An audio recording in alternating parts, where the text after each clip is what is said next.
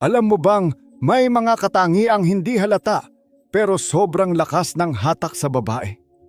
Maraming lalaki ang iniisip na ang itsura, yaman, o matamis na pananalita ang pinakamahalaga pagdating sa pag-akit ng babae. Pero sa totoo lang, may mas malalim pang aspeto na mas matimbang. Mga katangiang hindi agad napapansin pero likas na nakakaakit sa isang tunay na babae. Hindi lahat ng babae ay naghahanap ng lalaking may perpektong hitsura o makinis na sasakyan. Mas mahalaga ang lalim ng pagkatao, ang paraan ng isang lalaki sa paghawak ng kanyang buhay at ang kanyang paninindigan. Kung ang isang lalaki ay may direksyon sa buhay, emosyonal na matatag at may disiplina, nagkakaroon siya ng kakaibang alindog na hindi basta-basta matutumbasan ng panlabas na anyo. Ito ang mga katangiang naglalabas ng tunay na respeto at paghanga mula sa kababaihan. Sa filosofiya ng Stoicism, hindi ang panlabas na bagay ang dapat pagtuunan ng pansin, kundi ang pagkontrol sa sarili, pananatili sa landas ng tamang moralidad, at ang pagpapahalaga sa mga bagay na may tunay na halaga. Ang stoic na lalaki ay hindi nag-aaksaya ng enerhiya sa walang kabuluhang bagay. Hindi siya nagpapadala sa emosyon at alam niya kung paano panatilihin ang kanyang sarili sa ilalim ng kontrol. Sa mata ng isang babae, ang ganitong uri ng lalaki ay nagbibigay ng seguridad, kumpiyansa, at isang presensya na mahirap ipaliwanag ngunit malakas ang hatak. At ngayon, pag-uusapan natin ang 10 nakatagong katangian na tunay na nakakaakit sa isang babae. Mga katangiang dapat mong linangin ngayon. Una, emosyonal na katiyakan at kalmado. Sa isang mundo kung saan maraming tao ang madaling matinag ng emosyon, ang isang lalaking may kakayahang manatiling kalmado sa gitna ng problema ay isang bihirang hiyas. Ang babae ay natural na naghahanap ng seguridad, hindi lang sa pisikal na aspeto, kundi lalo na sa emosyonal. Kapag ang isang lalaki ay hindi pabigla-bigla sa kanyang reaksyon, hindi nagagalit ng walang dahilan, at hindi madaling magpanik sa harap ng pagsubok, nagiging haligi siya ng lakas at kapanatagan. Hindi ito nangangahulugan na ang isang lalaki ay kailangang maging manhid o hindi na dapat magpakita ng emosyon. Sa halip, ito ay tungkol sa pagkakaroon ng kontrol sa sariling damdamin. Ang lalaking hindi agad nagpapadala sa galit, selos o takot ay nagiging mas mapagkakatiwalaan at mas kanais-nais sa mata ng isang babae. Sa isang relasyon, mahalaga ang pagkakaroon ng isang partner na hindi madaling matinag, lalo na kapag may pagsubok na kinakaharap. Sa Stoicism, tinuturo na ang tunay na kalakasan ay hindi nakikita sa pisikal na aspeto, kundi sa kakayahang kontrolin ang sariling emosyon. Sabi nga ni Seneca, hindi ang mga pangyayari ang nagdudulot ng ating emosyon, kundi ang ating reaksyon sa mga ito. Ang lalaking hindi alipin ng kanyang emosyon ay isang taong may mataas na antas ng disiplina at karunungan. Kapag natutunan mong kontrolin ang iyong emosyon, hindi lang babae ang maaakit sa iyo, magiging respetado ka rin bilang isang tao. Pangalawa, may malalim na layunin sa buhay. Sa mundo ngayon, maraming tao ang parang dahon sa hangin. Walang direksyon, walang malinaw na layunin, at madaling matangay ng mga pangyayari sa kanilang paligid. Ngunit ang isang lalaki na may matibay na layunin sa buhay ay hindi basta-basta natitinag. Siya ay may direksyon, may pangarap, at alam niya kung ano ang nais niyang marating. Ang ganitong uri ng lalaki ay hindi naghahanap ng kasiyahan sa ibang tao, lalo na sa isang babae, dahil siya mismo ang lumilikha ng kanyang sariling ligaya at katuparan. Ang mga babae ay naaakit sa lalaking may pangarap at determinasyon. Kapag nakikita nila na may direksyon ang isang lalaki, nagkakaroon sila ng tiwala na kaya niyang pangalagaan hindi lang ang kanyang sarili, kundi pati ang kanyang magiging pamilya sa hinaharap. Mas gugustuhin nilang sumama sa isang lalaking may malinaw na misyon kaysa sa isang taong laging naghahanap ng aliw ngunit walang tunay na layunin. Ang pagiging abala sa sarili mong misyon ay hindi nangangahulugan na hindi ka na dapat magbigay ng oras sa relasyon. Sa halip, ito ay nagpapakita na hindi ka nakasandal sa ibang tao para sa iyong sariling halaga at kasiyahan. Ang isang babae ay mas naaakit sa isang lalaking puno ng sigla sa kanyang ginagawa. May negosyo man siya, may creative pursuit, o may propesyon na tunay niyang minamahal. Ayon sa Stoicism, ang isang taong may matibay na layunin ay hindi madaling matinag. Tulad ng sinabi ni Marcus Aurelius, dapat mong gawin ang iyong tungkulin, hindi dahil sa gusto mo ng papuri, kundi dahil iyon ang tamang gawin. Ang isang stoic na lalaki ay hindi nabubuhay para sa opinyon ng iba.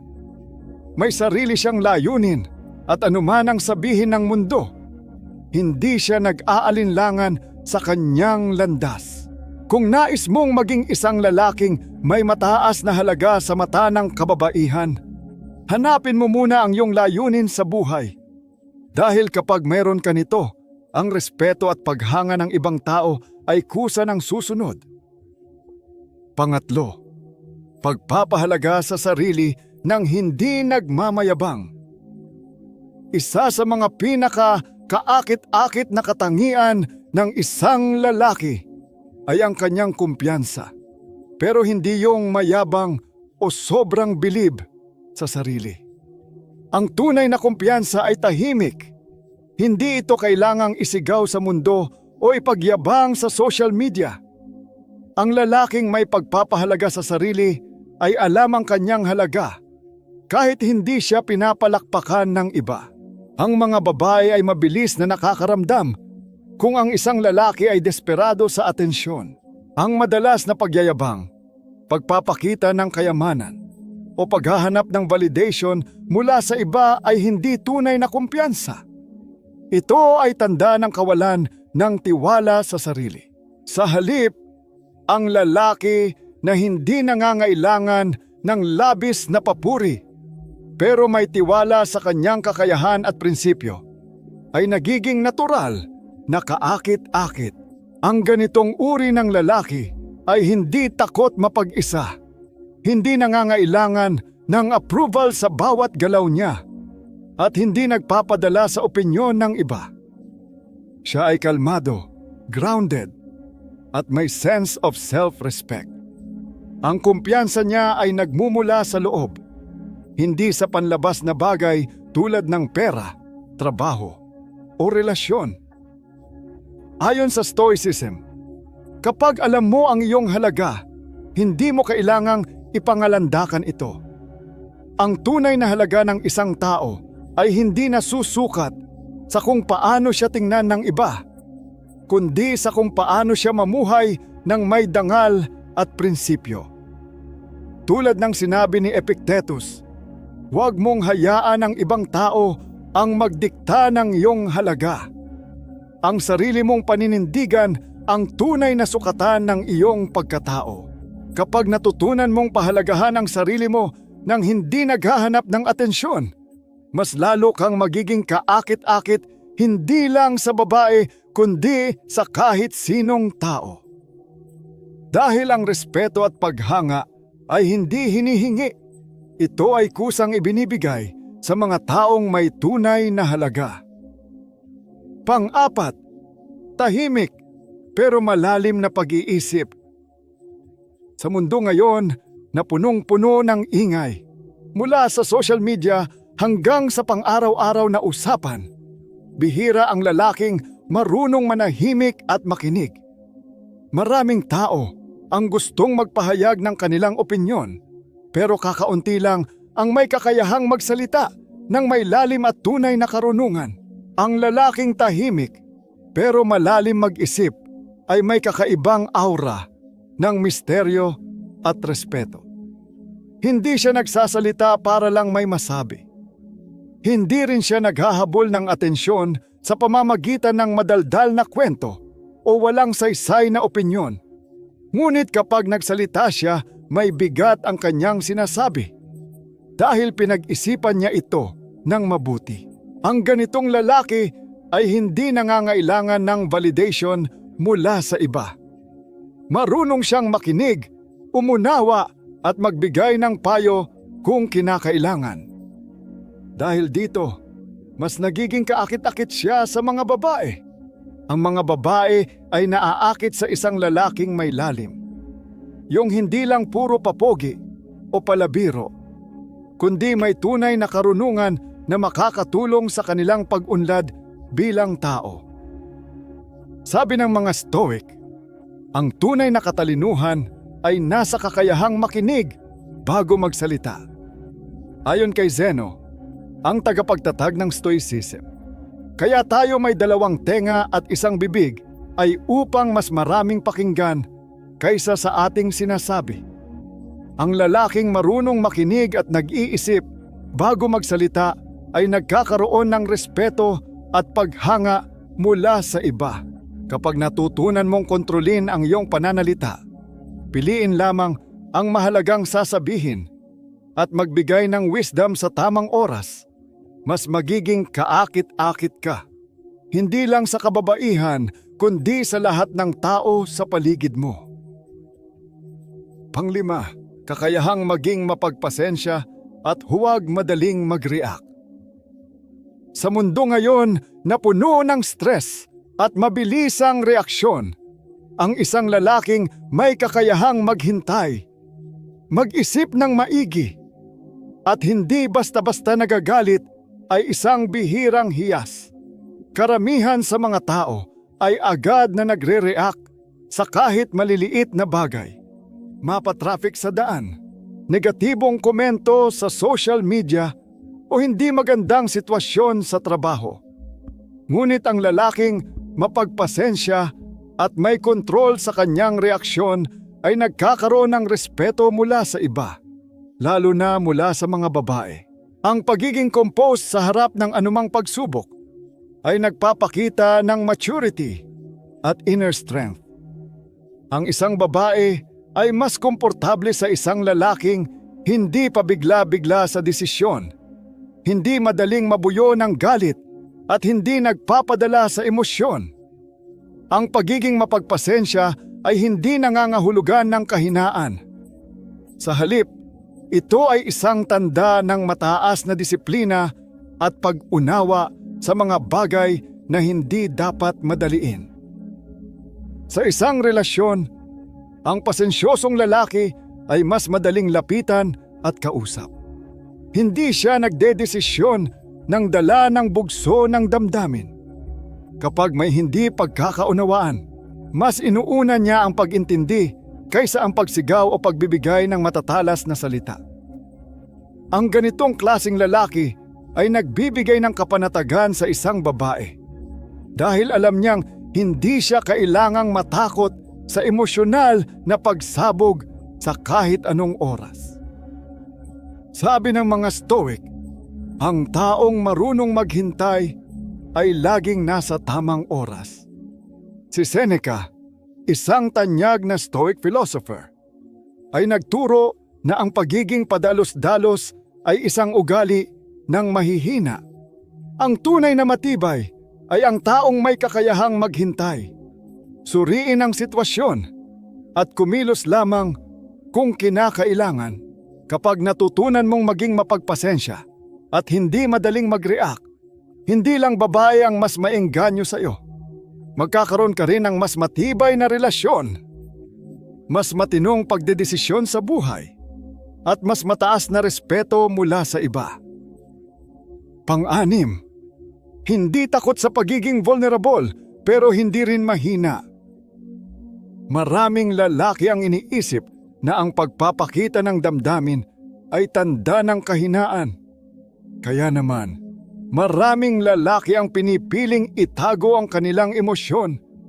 Iniisip na ang pagiging matigas at walang pakiramdam ang sukatan ng tunay na lalaki. Pero ang totoo, ang isang lalaking hindi takot ipahayag ang kanyang damdamin. Habang nananatiling matatag at may kontrol sa sarili, ay mas hinahangaan ng kababaihan. Ang pagiging vulnerable ay hindi nangangahulugan ng pagiging mahina.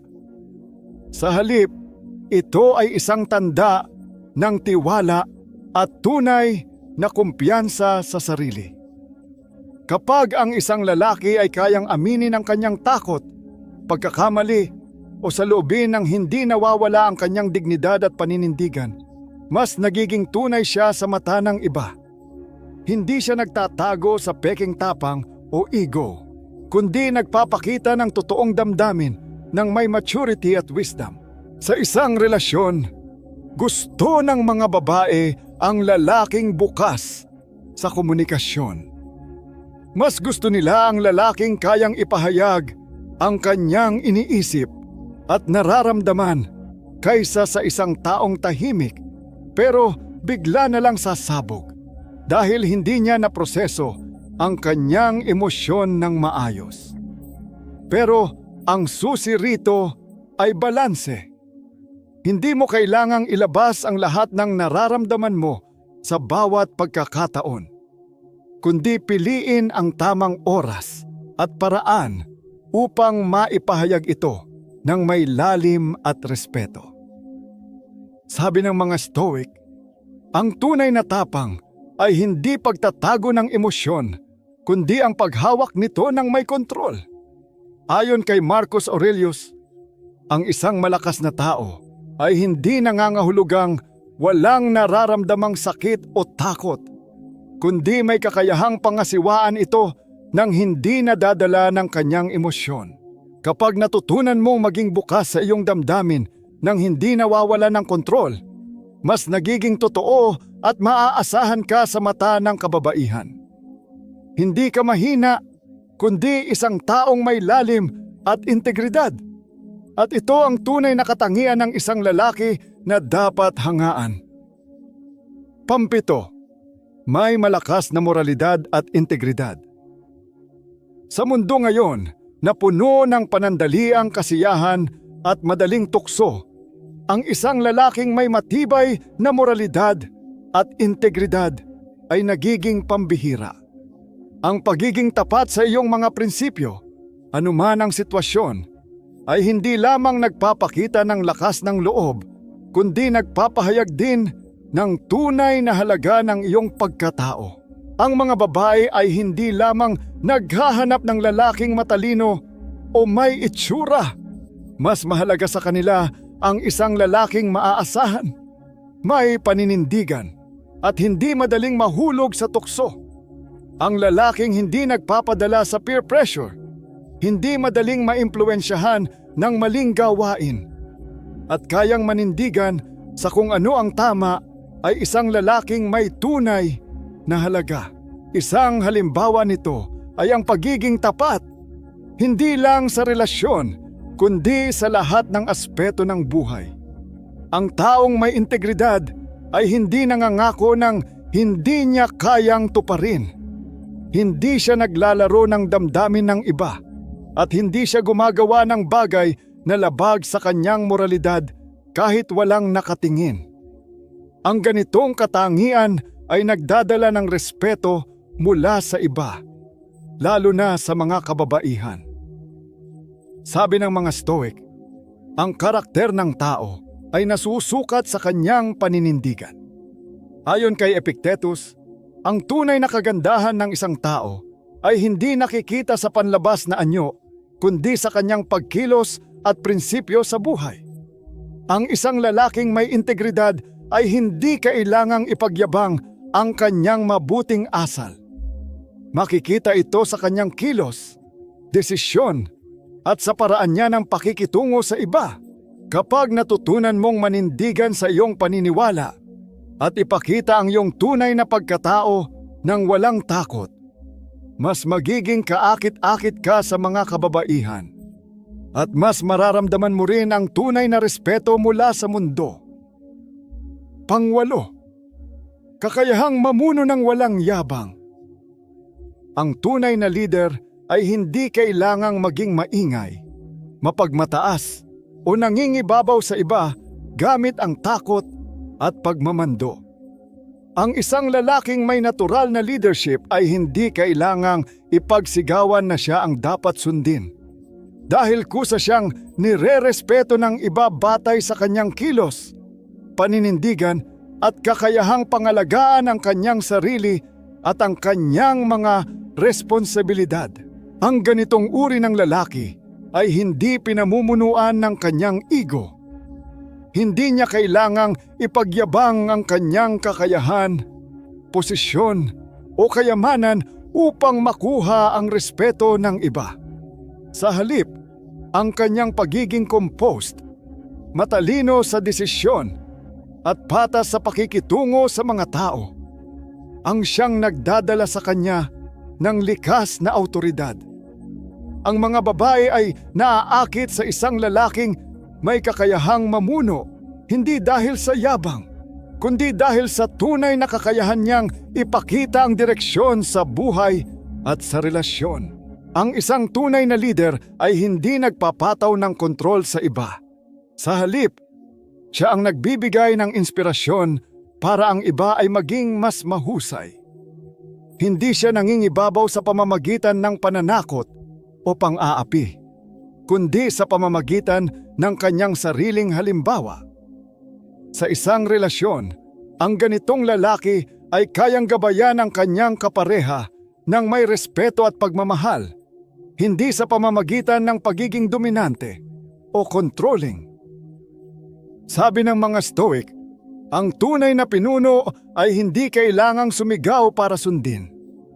Ayon kay Marcus Aurelius, ang pinakamabuting leader ay hindi yung nagpipilit makuha ang respeto ng iba, kundi yung nirerespeto dahil sa kanyang kilos at paninindigan.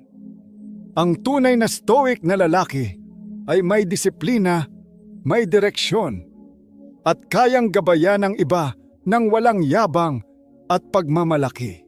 Kapag natutunan mong mamuno ng may dignidad at respeto, hindi lang babae ang maaakit sa iyo. Magkakaroon ka rin ng tiwala at paghanga mula sa lahat ng taong nakapaligid sa iyo. Pansyam, self-discipline at kakayahang pigilan ang sarili. Ang isang lalaking may disiplina sa sarili ay nagiging isang haligi ng lakas at respeto. Hindi lamang sa mata ng kababaihan, kundi sa lipunan sa kabuuan. Sa panahon ngayon, maraming tao ang nadadala sa mga panandaliang kasiyahan. Labis na pagkain, pag-aaksaya ng oras, bisyo, at iba pang distractions na walang tunay na halaga. Ngunit ang isang lalaki na kayang kontrolin ang kanyang sarili, pigilan ang kanyang mga impulsive na pagnanasa, at mamuhay ng disiplinado ay isang lalaking may tunay na maturity. Sa isang relasyon, ang ganitong lalaki ay nagbibigay ng tiwala at seguridad. Hindi siya padalos-dalos sa desisyon, hindi siya madaling madala ng emosyon, at hindi siya nagpapadala sa tukso. Ang babae ay mas naakit sa isang lalaking may kakayahang pangalagaan ang kanyang buhay, sapagkat ito ay isang tanda ng kakayahan niyang pangalagaan ang iba. Halimbawa, ang isang lalaking may disiplina sa kanyang katawan sa pamamagitan ng regular na pag-eehersisyo ay hindi lamang nagpapakita ng pisikal na lakas, kundi pati na rin ng dedikasyon at commitment. Ang isang lalaking may disiplina sa pananalapi ay hindi lamang responsable para sa kanyang sarili, kundi pati na rin sa kanyang hinaharap. Ang isang lalaking kayang kontrolin Ang kanyang emosyon sa mga mahihirap na sitwasyon ay nagpapakita ng tunay na paninindigan at maturity. Sabi ng mga Stoic, ang pinakamahirap na labanan ay ang laban sa sarili. Ayon kay Epictetus, ang tunay na kalayaan ay hindi ang kakayahang gawin ang anumang gusto mo, kundi ang kakayahang pigilan ang iyong sarili sa mga bagay na makakasama sa iyo. Ang isang lalaking may disiplina sa kanyang buhay ay hindi alipin ng kanyang damdamin o pagnanasa. Siya ang may kontrol sa kanyang sarili. Kapag natutunan mong maging disiplinado, mas nagiging maayos ang buhay mo. Mas nagkakaroon ka ng respeto mula sa iba. At higit sa lahat, nagiging isang lalaking may tunay na halaga. Isang lalaking hinahangaan, iginagalang, at hinahanap ng isang tunay na babae. Pansampu, hindi siya umaasa sa opinyon ng iba.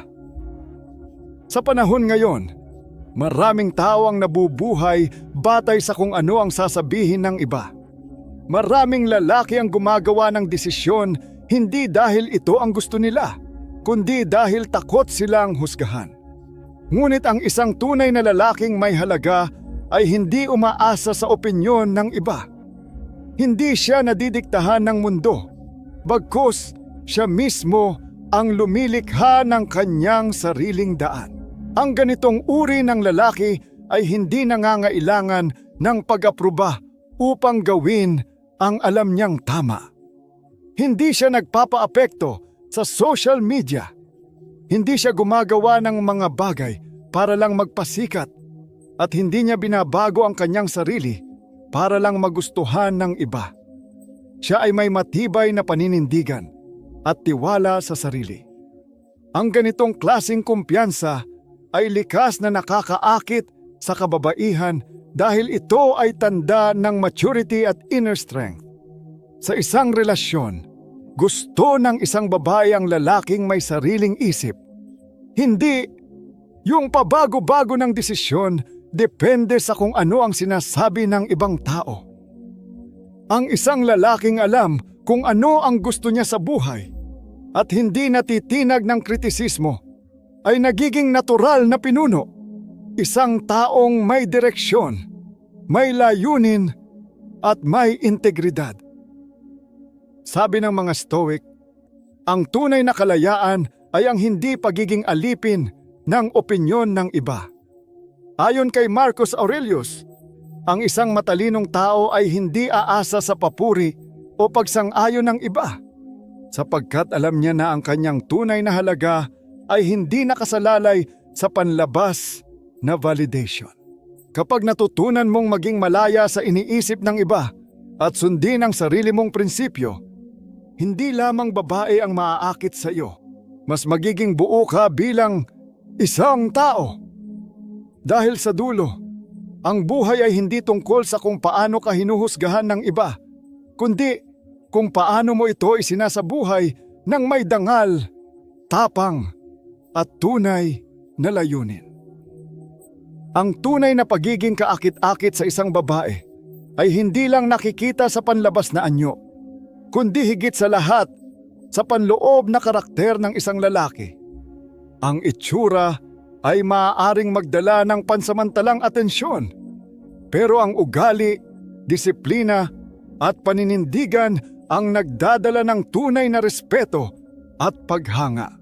Ang 10 katangiang tinalakay natin ay hindi lang makakatulong sa iyo sa larangan ng pag-ibig, kundi sa buong buhay mo bilang isang lalaki. Ang kakayahang manatiling kalmado, ang pagkakaroon ng layunin sa buhay, ang pagiging disiplinado at ang paninindigan sa iyong sariling prinsipyo ay hindi lamang nagpapataas ng iyong halaga sa mata ng kababaihan. Ito rin ang susi sa isang matagumpay at makabuluhang buhay. Bilang isang lalaking sumusunod sa Stoic philosophy, gawing layunin ang pagiging disiplinado, matatag at may tunay na halaga. Hindi mo kailangang habulin ang tamang babae. Dahil kapag naging isang lalaking may prinsipyo ka, kusa kang mahahanap ng tamang tao para sa iyo. Ang pagiging isang taong may mataas na moralidad, integridad at kumpiyansa sa sarili ay hindi lang magpapaganda ng iyong relasyon, kundi magpapabuti rin ng iyong buhay sa pangkalahatan. Kung gusto mong matutunan pa ang wisdom ng Stoicism at kung paano ito makakatulong sa iyong buhay, huwag kalimutang i-like at mag-subscribe sa Tagalog Stoic Wisdom. Marami pa tayong pag-uusapan tungkol sa pagiging isang tunay na lalaki na may disiplina, respeto at paninindigan. Hanggang sa susunod na video, manatiling matatag, disiplinado at totoo sa iyong sarili.